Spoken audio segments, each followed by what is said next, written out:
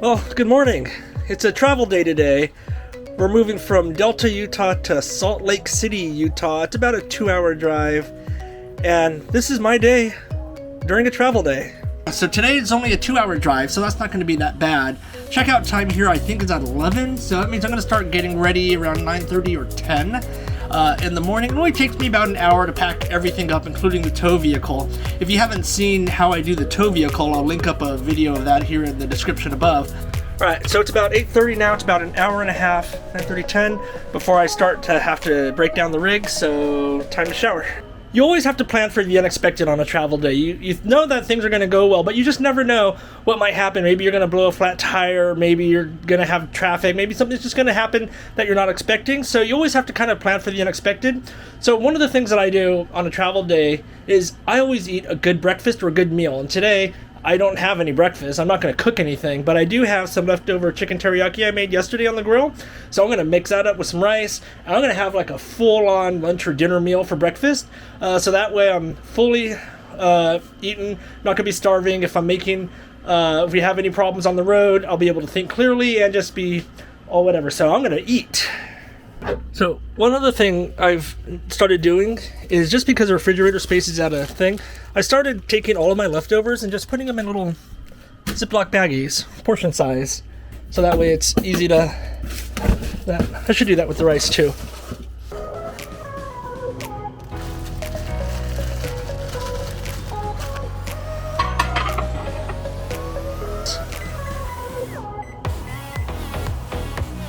And see how that goes.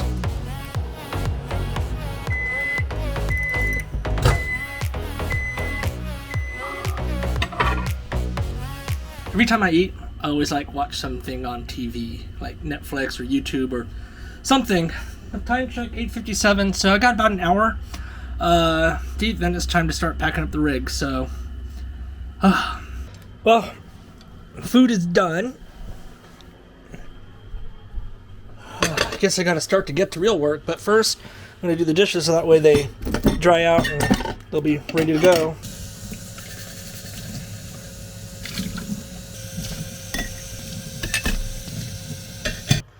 So I just got done eating. So on a travel day, I normally start by securing the rig back, starting on the inside, going to the front and getting everything ready. So here in the bathroom, I already kind of started doing some stuff. So the first thing is making sure that this latch here is secured, so that way the door is not flying open. I'm going to put anything that's loose into the sink, ready to go. I take the towels off the hook racks and drape them over here just so that they don't fall down. And then the last thing is the cat's water bowl. Move this. I'm just moving that into here for now. So if you haven't seen the video where I moved the cats into the RV, I had a completely different setup than what's going on now. So I'll link that video up here in the description and when the cats moved in. But for now, I'll do that because once I disconnect the shore power, this will turn off the waterfall. And then the last thing I'll do is make sure that this here is connected so that the door doesn't slide. It's the lock.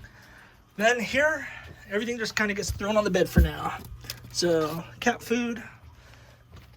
And one thing about this is there's power here, but everything has to be disconnected because this part of the slide will move forward.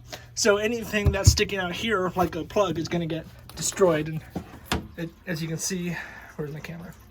This happened once, so I learned that one the hard way. So then right here, checking to make sure that the bedroom door slide is open as well. So that pretty much covers this section. So I will come over here to the slide, bed slide, retract. Oh, so when that happens, Izzy's already under the chair, but Camden will run over and get underneath the chair, and that's probably pretty much where they're going to stay during this entire process. And it's going to cut off my access to the back, which is why I want to make sure I have everything ready to go. And there we go. Now we've got all this stuff. So this heater tossed up onto the bed like so. Move this over a bit. The computer monitor, I just unplug. And that gets laid straight down right there. Kitty that. I'll go right here. This fan I moved, it's a air circulator and purifier. I'll just stick up in there for now. This, it's on wheels.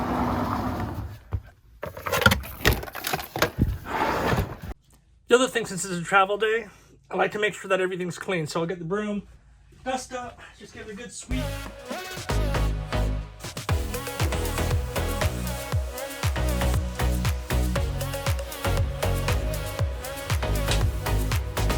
This is a great thing here. This is a collapsible, well, it's supposed to,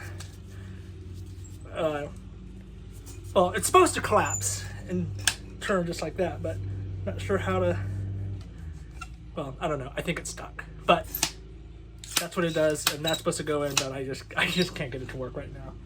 Great thing, Amazon, I'll link it. And then this is a Swiffer pole. And I've actually found, I took a leg out of, or a thing out of this. So it's supposed to be longer, but I use this for something else.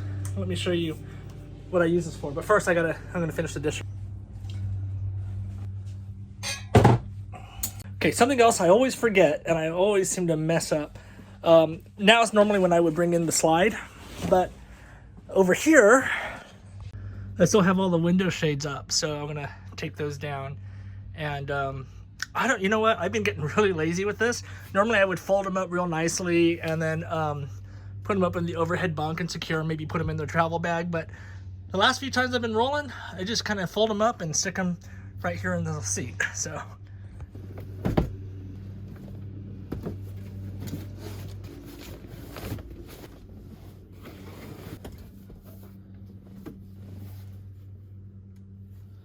I don't know. Maybe I can use that as a thumbnail later on or something. All right. Okay, so that's ready to go. All cleaned up over here. Have a straight shot aisle. So let's bring in. You notice that the cats are not moving. I need to put a little GoPro or something under the chair and see what they're really doing. All right. So I was mentioning the Swiffer thing. So this drawer here has all the pots and pans in it and stuff. It's heavy and I think it's broken. So I tried to add these little heavy duty magnets and stuff to them, and it helps to an extent. This one's not so much. But what I found is with this Swiffer, I stick this in there, and then this part here just kind of secures there, and that's not going anywhere. Oh, one thing I forgot is whenever I'm starting to break down, I always start to run the generator. It'll run for, I don't know, 15, 20 minutes or so, just to kind of exercise it and give it some usage, because these things you need them to be running. You need to use them. So this one just requires, there it goes. And I'll say gen starting. I got 42 hours on it so far. And then I'll give it a load. I'll throw the air conditioner on. That way when I disconnect from shore power in a second, that'll kick in. Next thing, I'm gonna open up and drain all the tanks.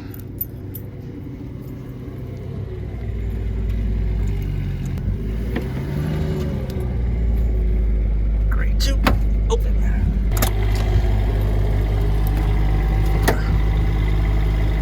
Open the blacks. I'll just let that thing open up and roll for a second. This is one thing that's new. It has a little flagpole here. So I'm gonna take this down. That's gonna go inside.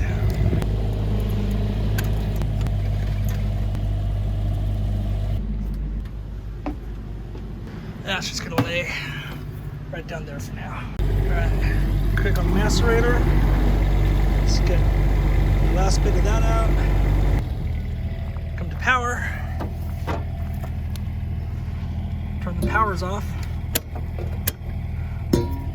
Surge protector light goes out. So this one here, I used to hook up the heater because we had a couple nights where it was below freezing. So that's gonna go in here.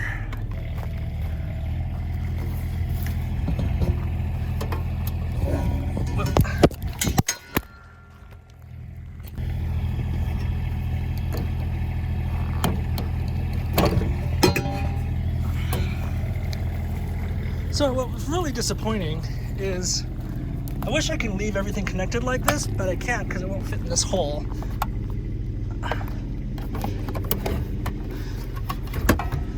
So I have to disconnect it every time, which is kind of a pain, but you know.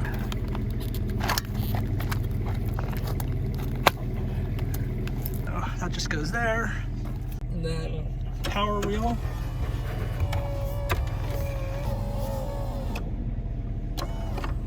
Alright. Then we'll lock that guy up. The heater will go inside.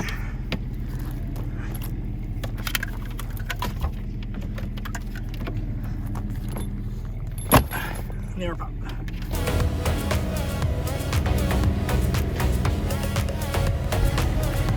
Come back here.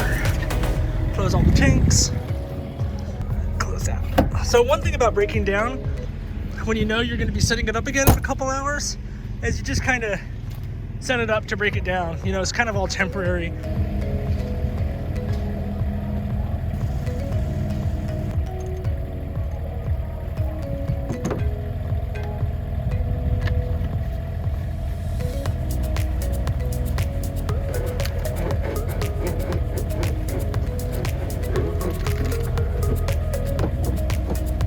And one thing I remember to do is when I'm disconnected from water, I make sure I go back to dry camping mode. I'm sorry. When I make sure I go back to dry camping mode so that way I have water to the rig.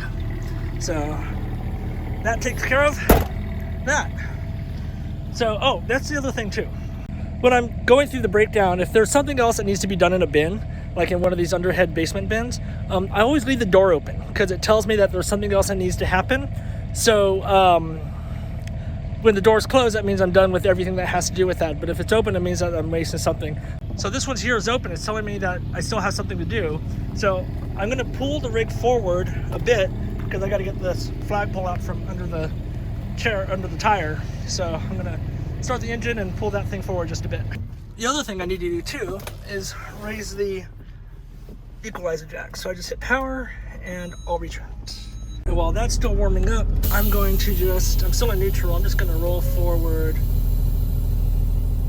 Oh, I'm pretty locked in. I'll put drive. I'm just going to pull forward just a bit. There we go. Just enough to get that off of the... So here it is. That's going to go in here.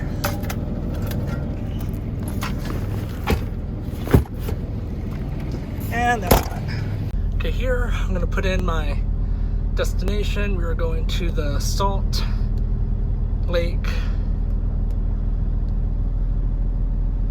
Hold on, what's the exact? Hold on one second. We're going to the Great Salt Lake Park. Great.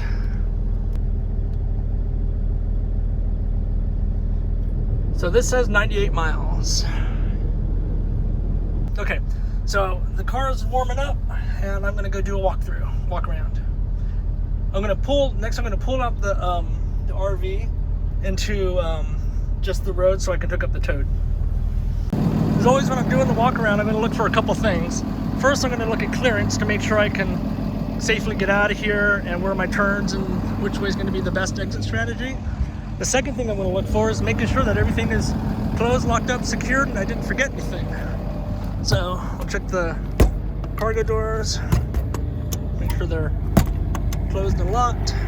So if you haven't seen my video on my complete tow setup on how I flat towed the Jeep, I'm not going to go into it too much detail here because I have a thoroughly detailed video on how I attach my Jeep to the rig, and I'll link that here in the video. I'm just gonna put this here. Okay, so then I'm gonna go and pull the rig out. You notice too, I'm way ahead of schedule. It's only 10:05 right now, and it's only been about a half hour since I started. I think it started around 9:30. Okay, so let's slowly pull out. So you can see kind of once you get rolling, it's a easy process, and this is just me doing it. If there was someone else, maybe someone could be setting up the inside when you're cleaning up the outside. So it is a fairly quick process. Okay. And again, if you haven't seen the towed vehicle setup, I go into way more detail, but I'm just going to kind of shortfall it here for a bit.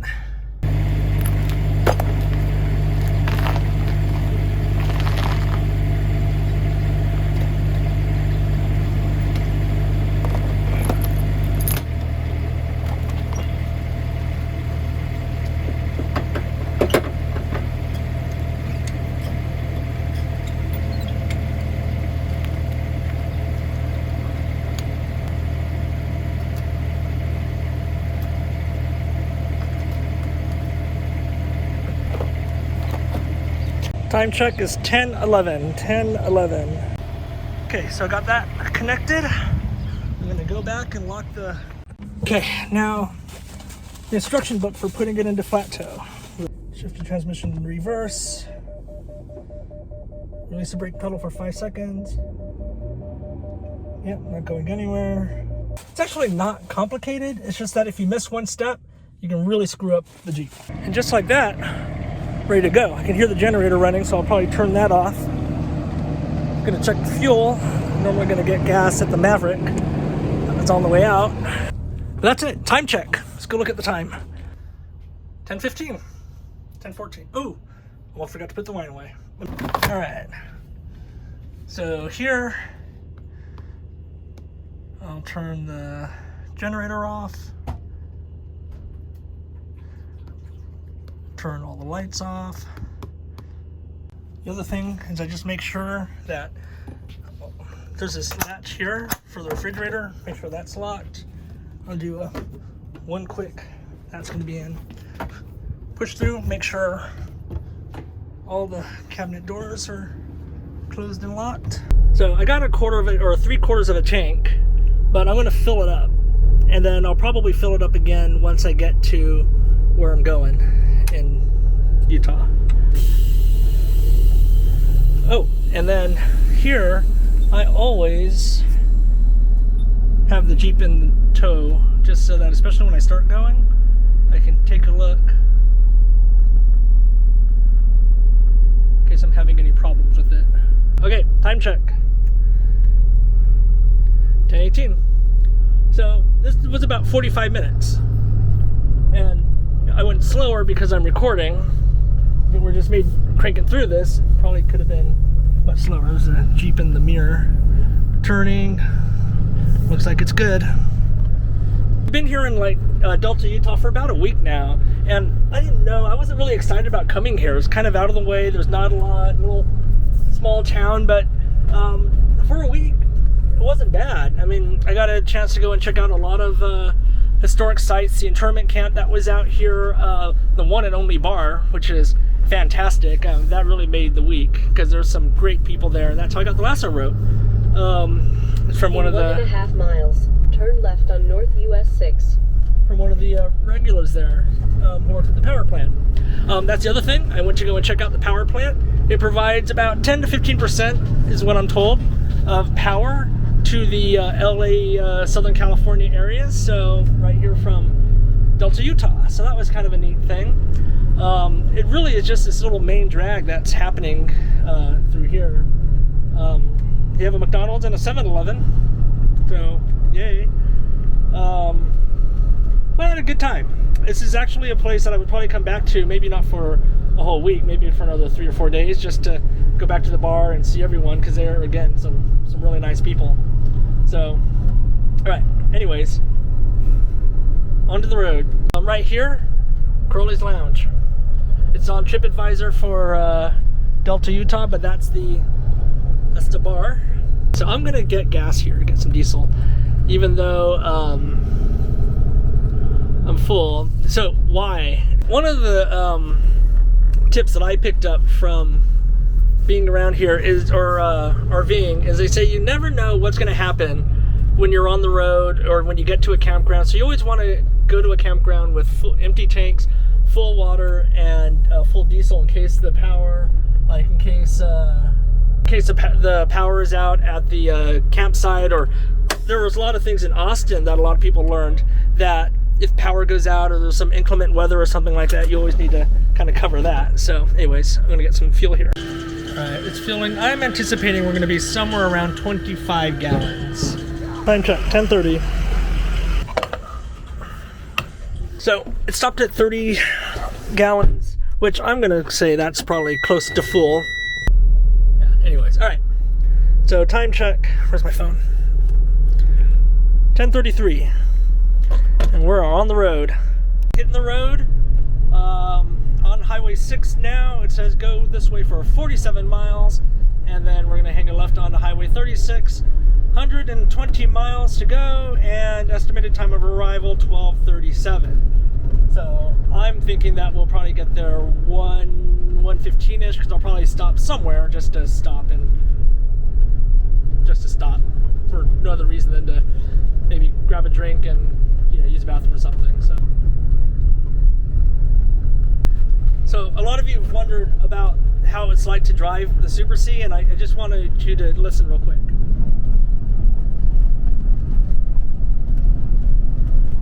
There's no rattling of the cabinets, the glasses in the cabinets aren't rattling, the plates aren't clanking and all that. There's no like little squeaks or anything. I mean, the way that this rig is built together, it's pretty solid. I'm happy with it. It was like that even when I picked it up from Iowa, and it's remained that way. Just very solid. If there is something that's rattling or something, it's normally because I didn't pack everything up. So over the course of time, that's what I've learned, is how to put things away so that way they're easily accessible, and they're not rattling and making a ton of noise in the back. So on the road, I like to listen to podcasts, and I'm thinking about audiobooks. If there's a great podcast or a great audiobook that you think that would be good for me to listen to while I'm on the road, drop a link in the comments below, because I'd really love to find some new content. A lot of the stuff I've been listening to, other RV podcasts, obviously. I like the true crime stuff, business podcasts and stuff like that. But I really would love to try and open up and get new ideas, or just find some different content. So if you have a favorite podcast or audiobook that you think I might enjoy, just drop it in the comments below. I'll take a look at it.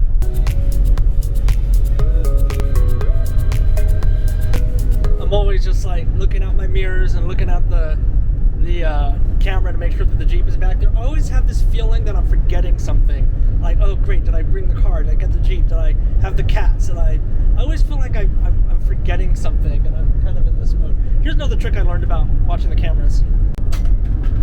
So right here, hold on.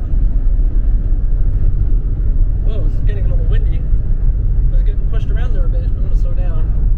I was going 65, which is the speed limit, but I just hit a wind gust, and it kind of scared me a little bit. I'm gonna drop it down to 60. What I'm saying is, I'm looking at the Jeep here, and I can't always see what's going on, but in my rear view mirror there, I don't know if you can see that, I see the shadow on the road of the Jeep, and then the bike, like I can see like my bike rack and everything, so it's all good. But wow, that was a big old gust of wind that I just got hit with, so I'm gonna scale back a little bit. Let's see, 11:05, and I just lost cell reception. So I was streaming a radio station out in Los Angeles that I used to listen to, and it just went dead. I went to grab my phone to take a look, and I've got no internet. So if I remember right, when I was coming into Delta, there was about a 20-mile stretch or so where I got like little to no bars at all. I think I'm in that stretch right now, so take a look. Don't understand why there's no internets around here. Okay, time check, 11:23. In 1 mile, I'm supposed to be turning left onto Highway 36. And I think this is the same spot where I did a turn off before to use the bathroom. So what I'm hoping is that there's going to be a place where I can hang my GPS I would have kept going, but I'm glad this thing talked to me and told me that my turn is coming up. Otherwise, I would have just kept driving and probably would have missed it. All right. Okay, I hope that's gonna work. 11:25. Mirror check. Nobody behind me. No one around me. I take my time and roll right on in here.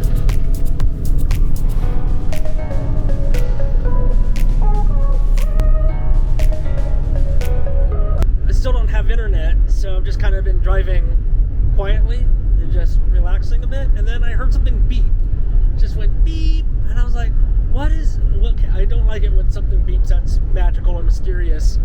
So I looked at the phone and it wasn't that. I looked at that and it was my TPMS, and it's saying that all of a sudden my rear outside tire just went blank.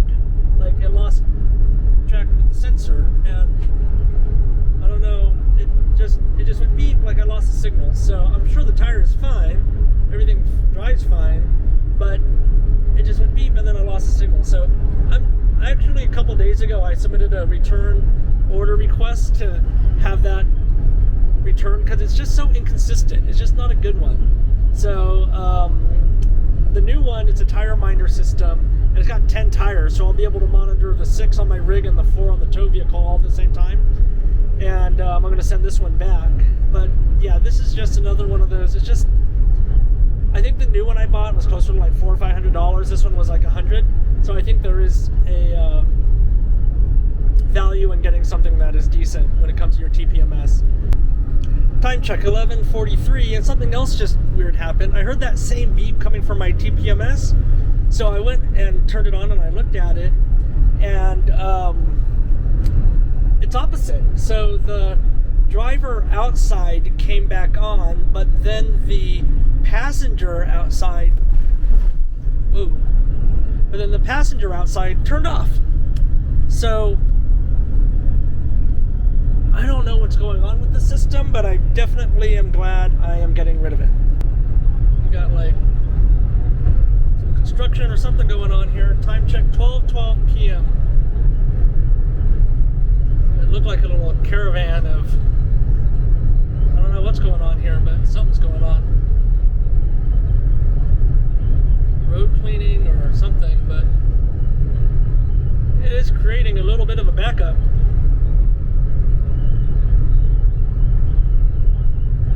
Alright, it's creating quite a bit of a backup, which I don't even know what they were doing up there, so.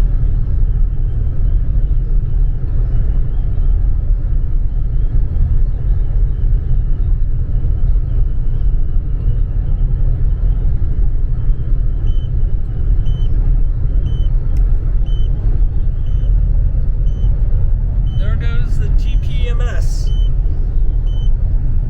This thing keeps beeping, and let's see what's going on here.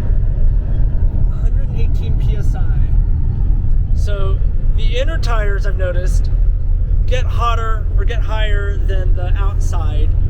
Everything is set at, manufacturer says 110 to set at cold temperature. I set it at 100 psi, all 4 tires, and now it's up to 118 and it's beeping. So, but I think that's normal. I'm gonna have to double check. But then again, I don't know how much faith I can put into this TPMS system. We are 27 miles from the destination, 19 miles to the freeway, and maybe about a half hour away from the total destination. So I thought I was going to make a stop, but I think I'm just going to push straight through to get there. Okay, time check, 12:21. And I'm just entering the town of Tooele. I think that's how you spell it. It's Tooele, Utah. It's a town that's right off of the 80 interchange. And the one thing I noticed when I was coming through this area on my way to Delta last week is it was a bigger town. I mean, from the freeway it looked kind of small, but as you kind of dove into it, it really opened up. There's one thing that I think I'm going to be doing when I get into Salt Lake City. It's now that you're following a day in the life of a full-time RVer, it's going to be nap time. I'm going to be getting a nap today at some point, I hope. I'm kind of beat right now.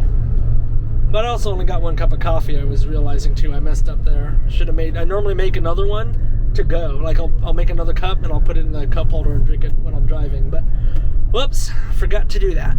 About 1.5 miles outside of I-80 in Salt Lake City, 9.3 miles away from our destination. It may have been another one of those rules that I broke about my travel days. Last night, we were out late drinking again. And I was out later than I wanted to be. And I had more to drink than I wanted to drink, or I was planning to drink. So, again, that may have had something to do with it, but oops. Okay, here we go.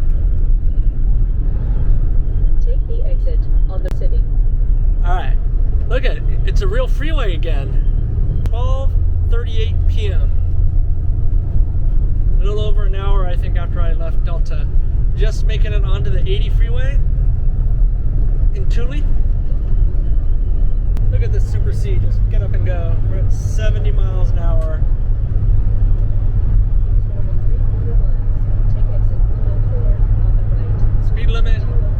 Speed limit on this section of the 80 here is 75 miles per hour.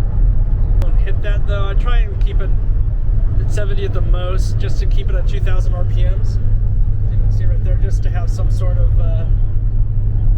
consistency. But that's only getting me, 7.5, 7.5 miles to the gallon.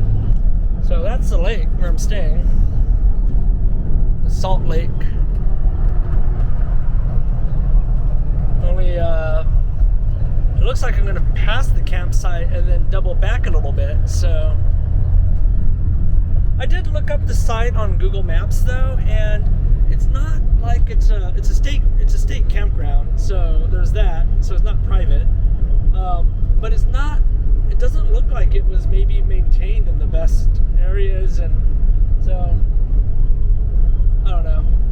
But it was it was $30 a night, plus after the fees, and then I think it equaled out to like $32 a night, after the taxes, the fees, and all that, so much cheaper than some of the other private spots that are like in downtown Salt Lake or in some more urban areas like a KOA, which will be more than double. I think they were like $70, $80 a night. So, hold on. We had a construction zone. I figured I'd... Hold on 1 second. Okay, so I think, according to the map, the campground is right up over here on the left. Oh, it's probably where those RVs are right there. I didn't know it was on those boats. I didn't know it was so close to the freeway. I think it's going to be up in that area. Oh, it's way over there. Alright. I see it. So yeah, I'm a mile off the freeway. 12:43 p.m. Exiting the freeway. Great Salt Lake State Park. This is where I'm supposed to go?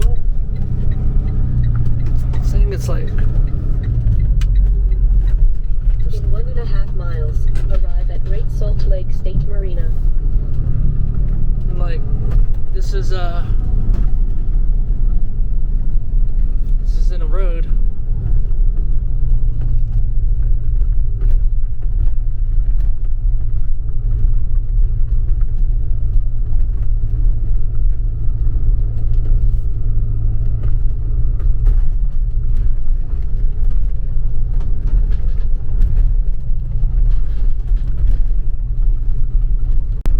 How do I end up in these areas where I'm going off of dirt gravel roads and out in the middle of nowhere, and like, I don't know. The view's gonna be gorgeous. There's not gonna be a street light around. Take a look. Let me turn this around. Look at this. There's a gorgeous mountain, and it looks like a coal power plant or something like that. And obviously the lake's all up over there, but what I'm not seeing are any street lights or anything, and no train tracks. So nighttime, I think it's going to be kind of gorgeous out here. I'll have to make sure we get some really good drone shots when I'm here over the next week. In 1/4 mile, arrive at Great Salt Lake State Marina. And there goes our pavement again. Oi! I'm thinking this might be a nice place to break the bike out. I haven't really taken the e-bike out for a while, not since I think Palm Springs. So this might be at Great Salt Lake State Marina. This might be a good spot.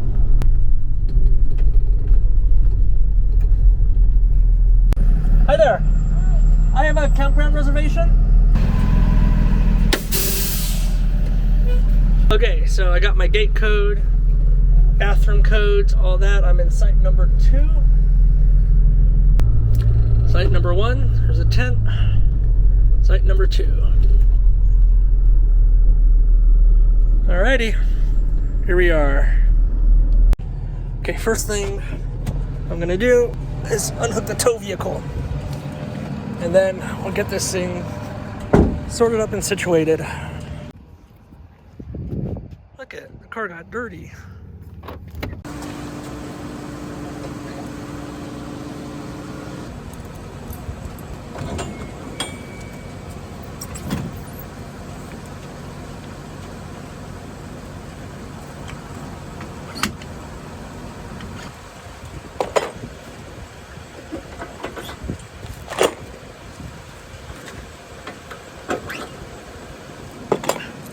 Oh, time check, 12:56.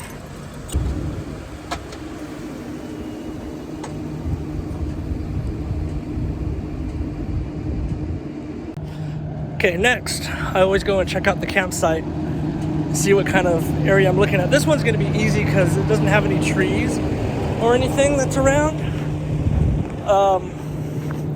So I don't have to worry about overheads. I always look at where the... Hey, how's it going? I'm sorry? You guys staying with us? Yeah. This night? Yeah, number 2. So you got your reservations ready? Yeah, I've got the gate codes and all that other stuff too. So, yep. Reserve America you went I'm sorry? through? Reserve America you went through? I went through the Utah State Park website. I think they connected to Reserve America because that's who I got the confirmation from. Entegra. Yeah. Who makes that? Jayco. Jayco? Jayco, yeah. Where are they from? South Carolina. That's a nice. Yeah. Oh, thank you. Really, how long is that? It's 40 foot. 40. Couldn't get any bigger? Could have. Everybody's going to fit there. Yeah, I know. I was just kind of looking. Your back is going to be hanging out over there so nobody puts the front of you. Yeah, I was just going to take a look at that. So, Good idea. cool. Alrighty. Cool. All right. Thanks. We'll see you. All right. You too. Uh-huh. Everyone's nice. He's saying like 40 feet. It's going to barely fit in the thing, which I agree. So I also look for like this. This is a big old rock. I'm going to make sure that all these big old rocks are going to be cleared out from where I'm at. But when I look at a site, the first thing I'm going to look for is just to see the general overall arrangement. Again, I'm going to look for overhead branches that might get in the way. I'm going to look for where the power and the water and the sewer dumps are. Speaking of which, I see the water here. And that's power. Oh no, there's 50 amp here, so that's good. But where's the sewer hookup? Maybe it doesn't have it. It doesn't have sewer, then not that it's a deal breaker, but now I have to go into boondocking mode and watch the showers or go into the main shower areas. So anyways, all right. Time to back this thing up. Now, this is going to be kind of an interesting one because I don't think I'm going to fully fit. So, one of the tips that I always do when I'm backing up is I just need to mark one side. And on this side, it's going to be the driver's side. And I'm going to line it up and just kind of come in straight back.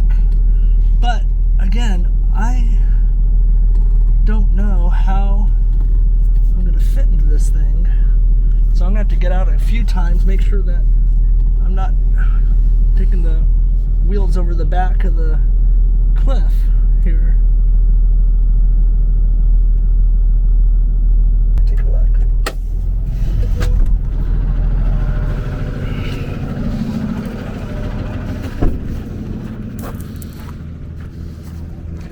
Okay, so I'm thinking I can straighten out, and I just need to line up my wheels with this here. I know, don't go back further than that, and that should be okay.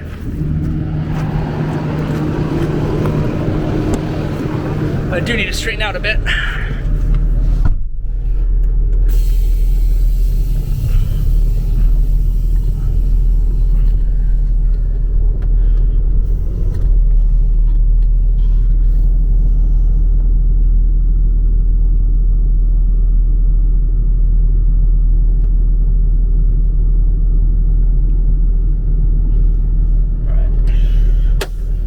where I'm at right now.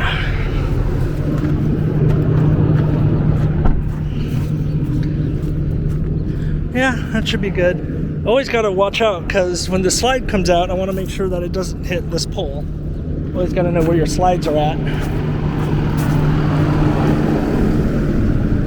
But I'm clear, so I think it should be good.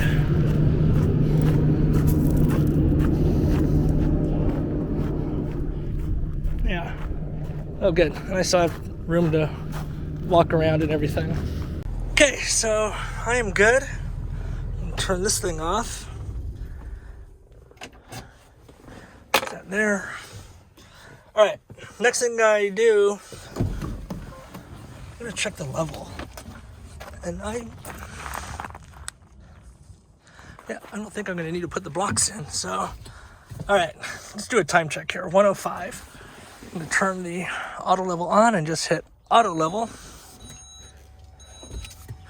But I don't think I need to put any blocks down. We're pretty good as is. Oh shoot, hold on, I forgot something. I forgot the flagpole. Need to hit stop. Stop. I gotta retract everything.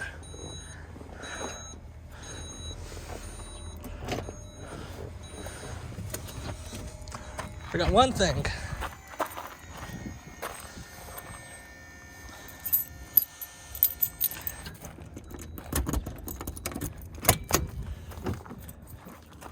Not that one. I'm going to come back a bit more for this flagpole.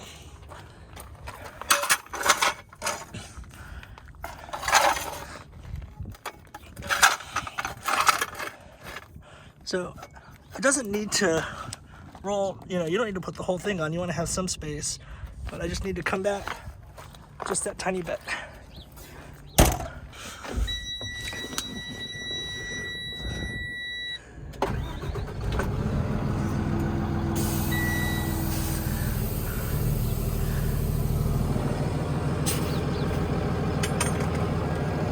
Probably should do it.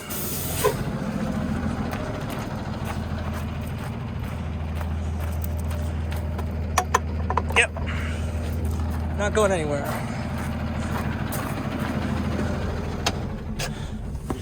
Okay. Now we can auto level. And while that normally goes down, I normally get the power and the water set up.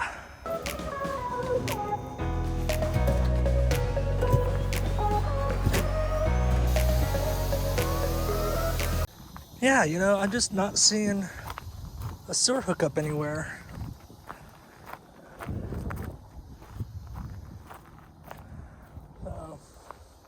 I mean, again, not a horrible deal. Maybe it's going to be just showers in the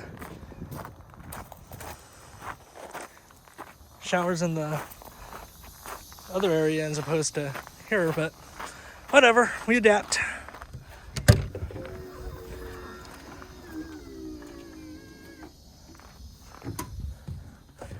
Turn off the power step. Get the little flagpole out of the way here. We'll get that.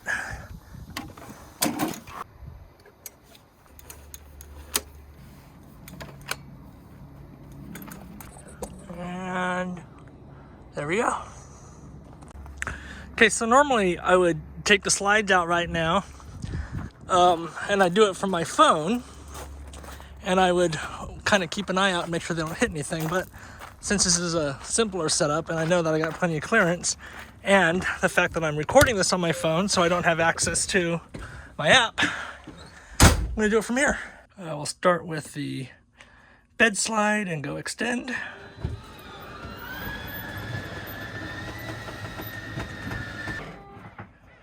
And then I'll come over here to the dinette slide and hit extend.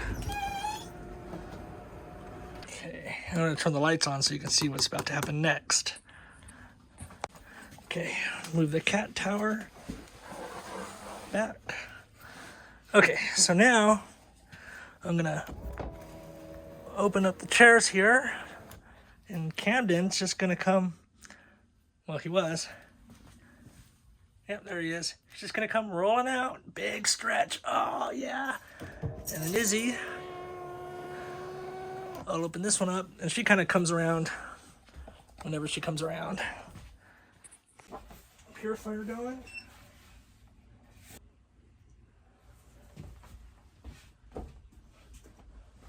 Oh, there you are.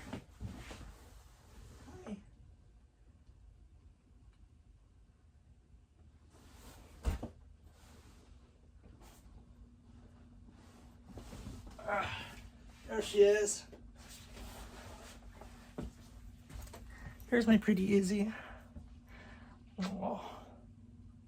The tanks were completely empty on the way out here. It's just as a primary backup, because now I know I can probably make it the week. Well, hold on. All right. I know I can probably make it the week now if I needed to, with just some planning or whatever. But if I had full holding tanks, I would have been kind of more in a world of hurt. So we're set up. We're good to go. Here comes another trailer that's popping in here next. I need to bring over the Jeep and just take care of a couple things. But to start, I think I'm gonna grab some water and kind of just chill a bit. So now it's just a matter of putting everything back the way that it was. And that's the one thing about like being on the road. You spend more time stationary than you do actually mobile. And this is a 3-hour trip or 2-hour trip from Delta to here. So time to button everything back up again. I'm gonna start with the flag. No, again, this is why I don't put all this stuff away all the time. It's just right here, so I have easy access to it. Because I'm just gonna put it back over. So this one turn off.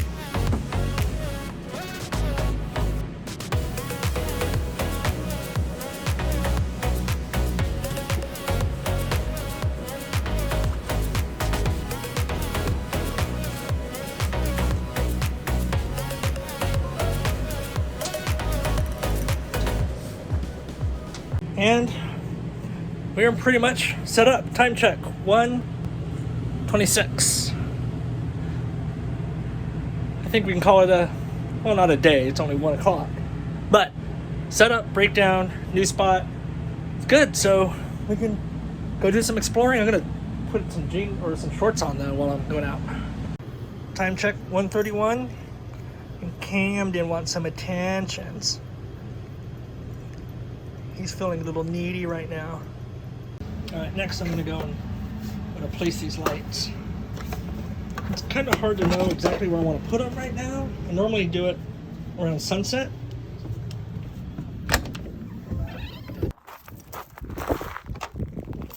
But I'll just, so I'm gonna put this one here. All right, 1:35. I think I'm gonna go for a walk. I want to go check out a couple things. I want to check out the bathroom facilities because it looks like I might be needing that for a little bit while I'm here, and then just to see what else is going on. Then I'll come back for a drink. Look at those two.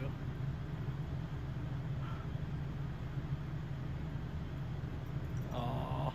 See, travel days don't bother them so much anymore. Set the alarm for away. Lock the door. Make sure I have my keys and the Jeep keys, wallet, phone, mask. It's drill nowadays, right? Keys, wallet, phone, mask when leaving the house. Door center. See what's inside.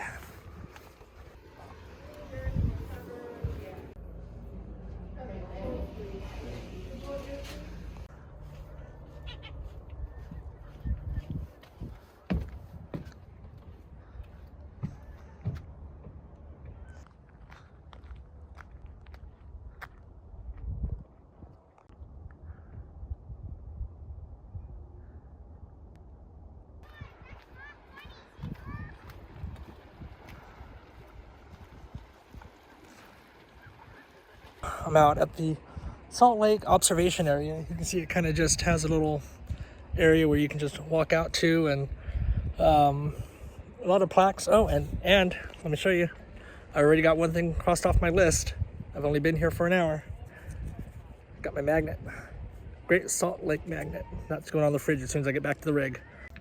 There's a Little cool reminder, 19 years ago.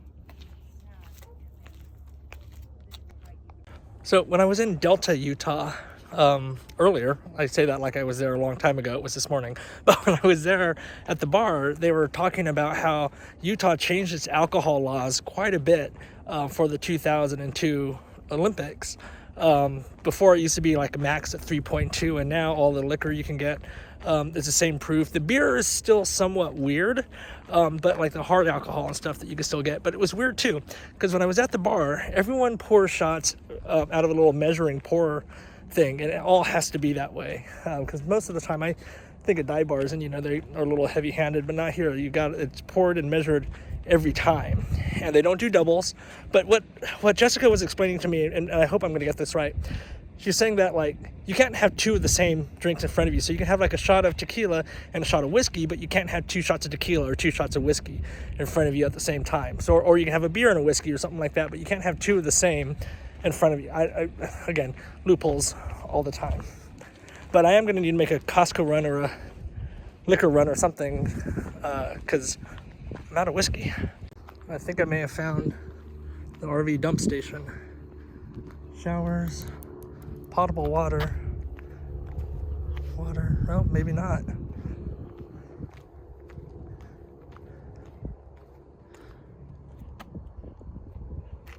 This looks like it should be a dump station somewhere, but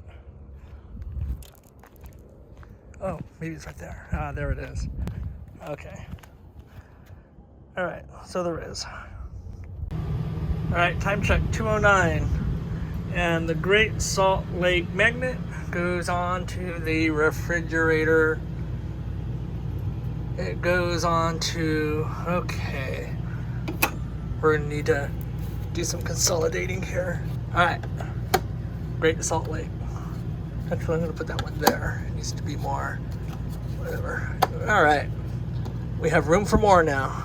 I was doing some work online here, trying to find some stuff to do here in Salt Lake City. While I'm here, I found a couple great options. I'm gonna wait to buy tickets just to make sure that that's what they're gonna do. But I'm gonna cook some food and then probably nap for an hour because I'm a little hungry and I'm a little tired. So let me find some food to eat. I just had that. There's still some leftover ham from Easter, rice, jello. Nothing in here. Like, I just had the chicken and bacon. I don't want to cook anything. I just want to, I was like, I don't want to cook anything. I just want to throw stuff into a microwave and tamales. One tamale and one in the freezer or in the microwave. I'm going to eat this and then I'm napping. I'm laying down until 4:04 p.m. or later. I'm going to set my alarm for an hour. 5:15, I'm up. Hi.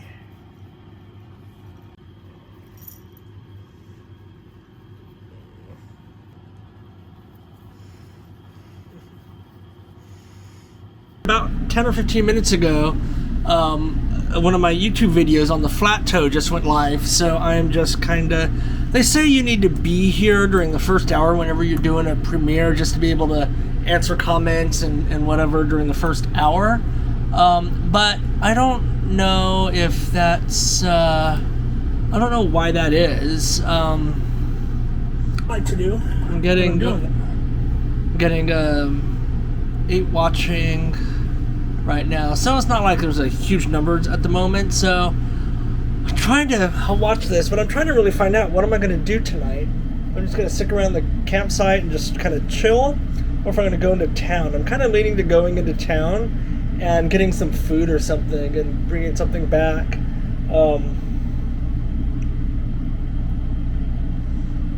Yeah, I don't know. This is when I start getting restless. New neighbors. It's always, oh my gosh, how many spotters and people do they have in that thing? We got 1, 2, 3, 4, and the driver, at least 5 people. How are they getting 5 people into that truck? Do you think there's some people that are chilling in the camper while they're driving? There's no way they could put all 5 people in that truck. At least I don't think. I mean, maybe 3 in the back. I mean, but it's a lot of people. You know, I've thought about a fifth wheel or a travel trailer, but watching other YouTubers and other people that have them, trying to get set up and break down and attach and unattach and the levelers and all that, it seems like it's a lot of work, more than what I do with the tow vehicle. I mean, that line, you know, has some work that goes along with it too, but I don't know, it just seems like it's an extra level of work that has to go into, I'm still watching these guys, into this, unless they have like the auto levelers and such like that. But yeah, I don't know. Oh, look at this, another one's coming in. Nice little C class. That's a big C. It must be here as part of this tent camp, because they're, well, I don't know what they're doing.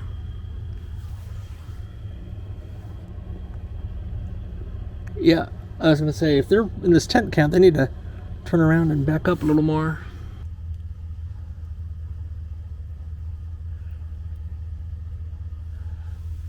They have a huge bike rack thingy on the backside here.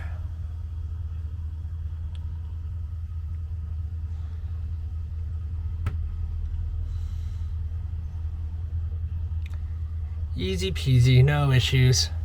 Check in and see how these guys are doing. Yeah, they got the truck disconnected, trailer down, levels down, and then they're all just chilling over there watching Dad work. I counted 6 people, so there must, 4 guys and 2 girls, they must be riding in that cab when they're on the road. I don't know, maybe that's okay here in Utah. It's 6:49 p.m. and I've just been kind of sitting here playing around on YouTube, getting some work done and some other stuff just to kind of wrap up the day. And I forgot I have these. They're sitting in my refrigerator door. I was kind of going through it, and I was like, why do I have 4 of these Stellas in glass bottles? It must have been from the boat or something. So it's amazing. I can free up a lot of refrigerator space if I drink these beers. And I have caved to the television and the sofa for the time being. I've been binge watching old episodes of Roseanne on Amazon Prime, and so now I'm watching The Conners, which is like the spin-off of Roseanne after she said some stuff that got her kicked off the show. But I'm losing, as you can hold on. I'm losing my battle to productivity at the moment, and I'm still hungry, but I haven't even cooked anything. I don't even know what to make, and I'm just, I don't know. I kind of go with the flow. I'll probably end up making more leftover chicken that I had this morning for breakfast. I'm getting new neighbors, and this one, it's a rental RV. Oh, it's not even an RV. Oh, I thought it was a thing. Hold on. So I saw the 1-800 for rent RV thingy. I thought it was a motorhome, and those are always interesting to watch people.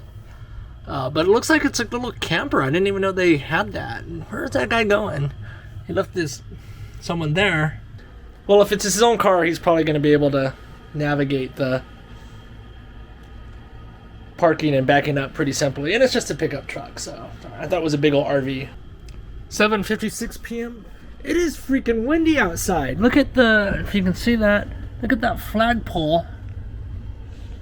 I don't know if I can, hold on, let me see if I can you see how much that flagpole is moving there? Look at that.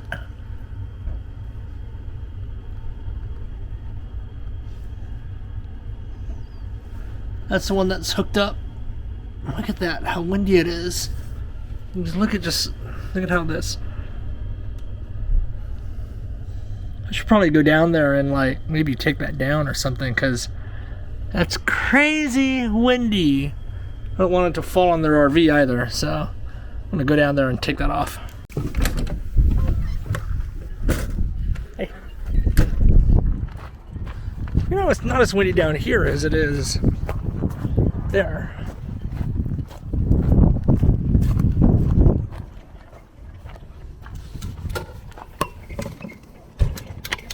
Okay, well, I just kind of brought it down there, make it hide in the wind. Wow. Time check, 8:05 p.m.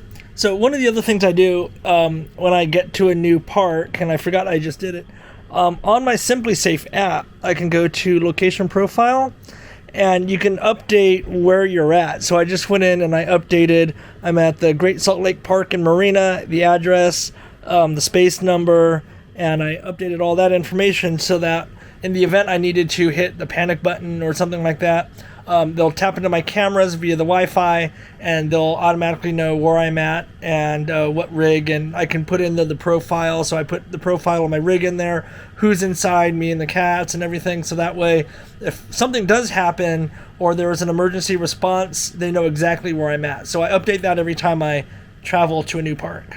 Okay, you can't see me because it is now 8:15. And I'm going to light this place up. 8:15, it's time to make some dinner. But I thought about trying to figure out what I was gonna make, and I think that the only option that I really have is just reheating that chicken and rice, because I don't feel like cooking anything else. So what was for breakfast is gonna be for dinner. Now that I've got the lights on inside, I'm gonna close up these doors. These here I don't really mind. You can't really see between that way and this way. You gotta be like right on.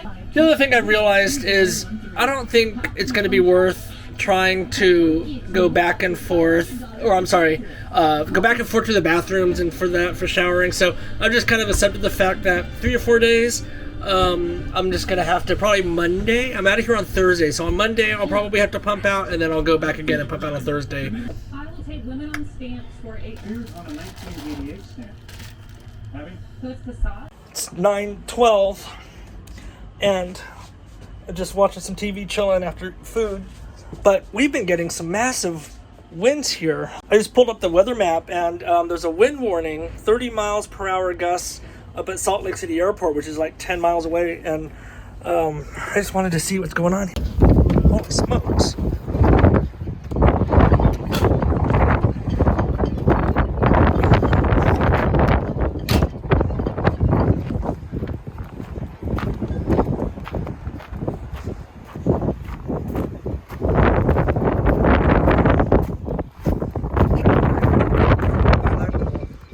That up earlier, but I had to bring it down because it was just way too windy.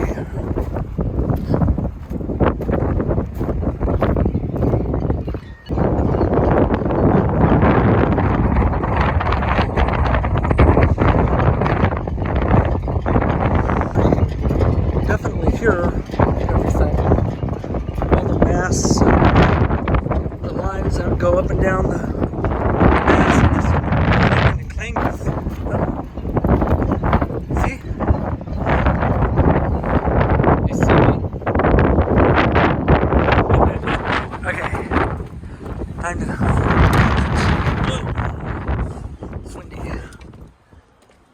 kids. It's really windy. My gosh. Alright, I gotta turn the heat on. Go back to my TV and my recliner. The karaoke bar starts at 9 tonight. I haven't decided if I'm gonna go over there or not, or if I'm just gonna kinda chill here. We'll see how I feel in a little bit, but right now I'm gonna go back to my TV. 9:17 p.m. Time check. 10:13. I think I'm calling it a night. I wanted to go out to that bar, but I haven't been there. It's about 20 minutes away, 12 miles away. 20 minutes away, 12 miles away. Did I say that right first time? Anyways, you probably see why I don't want to go. I'm tired. It's been a long day, and I'm still trying to recover from the night that I had in Delta the night before. So, 10:13 p.m., I'm turning in, and I think the cats are looking at me like, are you going to bed? Because I'm ready to go to bed too. So that was today in my life as a travel day. I hope you enjoyed it. I hope you're enjoying the full-time RV thing. If you do, press that like and subscribe button. Leave your comments down below because if you want to see more content about what it's like to be RVing and travel days, I'd love to be able to produce more of that content because every day is not the same. Every trip is different. I mean, the steps may be the same, but it seems like there's always a different procedure, every different process every single time. So if you want to see more of that, let me know. If you want to see some other stuff too, like some of the activities that I'm going to do or I do when I'm in certain cities, post about that as well. In the meantime, thanks for watching, and be sure to like and subscribe, and we'll see you at the next video.